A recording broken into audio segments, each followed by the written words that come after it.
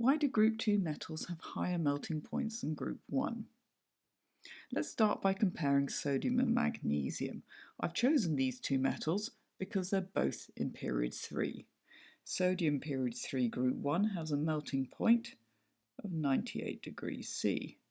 Magnesium period 3 group 2, a melting point of 650 degrees C. That's a considerable difference. The answer lies in their electronic configurations. Sodium has 11 electrons. Its outer shell or valence electron is in a 3s orbital. If I want to remove that electron, so this is the first ionization energy of sodium, so sodium gas going to form singly positively charged ion, also in the gaseous state, plus an electron. That will cost me around about 496 kilojoules per mole. If I wanted to take a second electron away from sodium, so an electron out of the inner shells, out of the 2p orbitals, so the second ionization energy of sodium going from a 1 plus ion to a 2 plus ion, that's going to cost me a lot more energy, round about 4,562 kilojoules per mole. Why? Because these 2p electrons are that much closer to the nucleus of sodium, so they're pulled in far more tightly, they're held more strongly. It takes more energy to rip them away.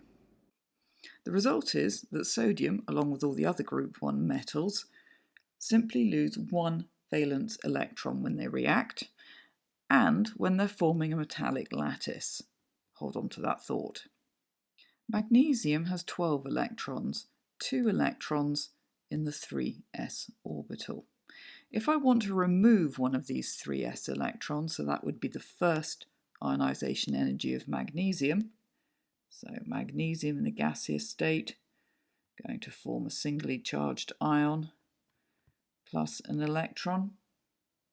That's going to cost me around 738 kilojoules per mole.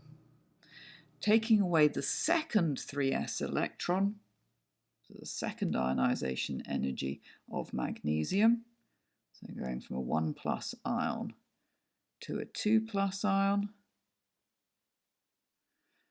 is going to take a little bit more energy because the resulting electrons are held just that little bit more tightly by the nucleus. However, if I wanted to take an inner shell 2p electron away from magnesium, that would cost me 7,733 kilojoules per mole. That's a huge amount more energy. As a result, magnesium and the other group 2 metals form 2 plus ions when they react and when they're putting together their metallic lattice as a lump of magnesium. The structure of all metals is that of a metallic lattice. We have got our ions fixed. They can vibrate a little, but they're fixed in position. And each atom in this lattice has set free, delocalized, donated electrons to the sea of delocalized electrons. In the case of group 1 metals, each atom has donated 1 electron to the sea of delocalized electrons. In the case of group 2 metals, each atom in the lattice has donated 2 electrons.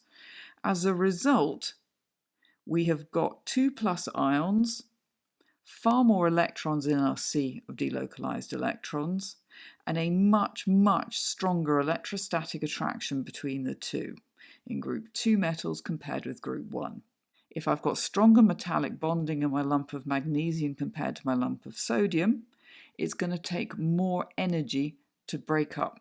As a result, magnesium has a considerably higher melting point than sodium.